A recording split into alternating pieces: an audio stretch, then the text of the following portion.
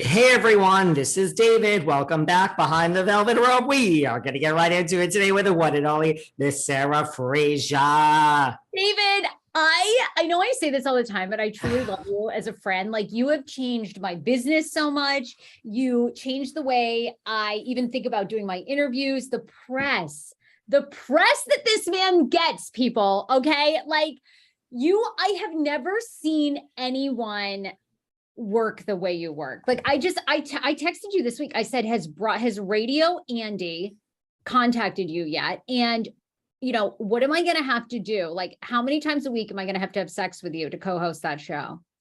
Okay, well, Radio Andy, I think probably secretly hates me. So there's been no contact this particular week. Okay, let me address that claim. Okay. Second of all, I mean, you don't have to have sex with me, but you can find me. Listen, I will take like a Shawn Mendes, Justin Bieber.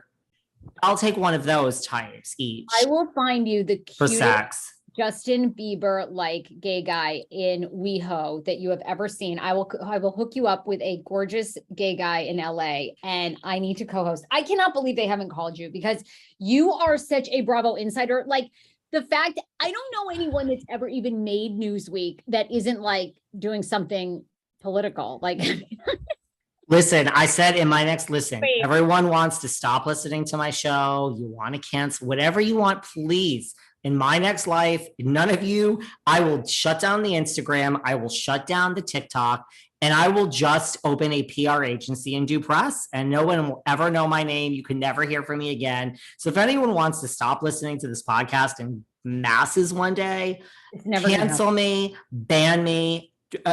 Every door that closes, another one opens. I'm not even joking. I will literally open the next day, and there will be a shingle that says David Yontef PR. It'll say Behind the Velvet Rope PR, and I will do PR for everyone else and get everyone else press all day. And listen, it's $10,000 a month, honey. I'll give you a discount, but that's the going rate for a press packet. Sorry. You could get that because you get the stories. Like, you get this. Anyway, I know we have a lot to cover, and I could make this whole podcast about you and the world of podcasting and celebrity, but I just want to tell people, I think, that don't know you personally, I find you to be amazing, and you are such a gift as a friend and a business person. And I hope our audience appreciates that. I know most of them do, and some of them one-star us. But you one star, baby. Some of them one star us. Some of that, you got criticized for the name pronunciations. I get criticized. Why is things coming out 2 weeks later? Well, that's called there's a waiting list, and that's just how it is. And later, let's not announce should we announce my live show right now before we? Yes! Okay, so let's just put it out there. Tickets are on sale. By the time everyone hears this, tickets are on sale Friday.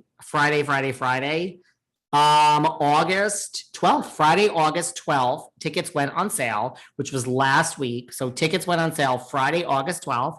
And there will be a Behind the Velvet Rope at City Winery, first live show ever.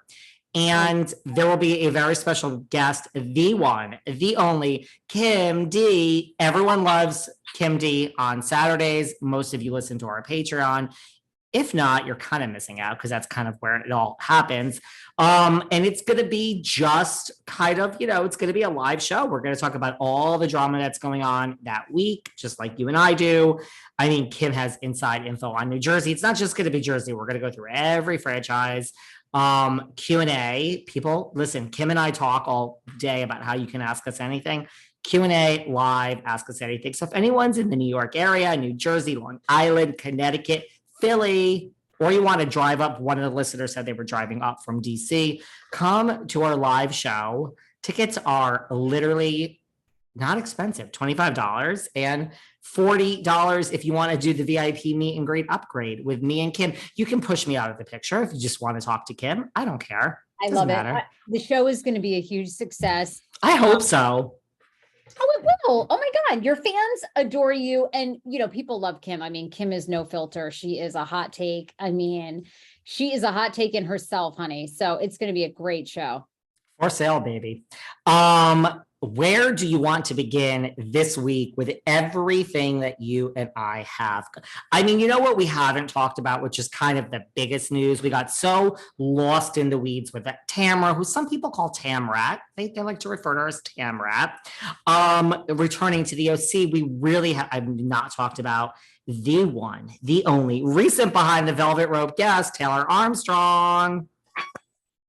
She's okay. Was this not shocking news for you this week? I have to say, I did not anticipate that. Did you? No, listen, I mean, we foreshadowed it. I asked her on the show, and I'm going to actually share the clip because it's like, I said, would you ever join the OC? I mean, that's where you live.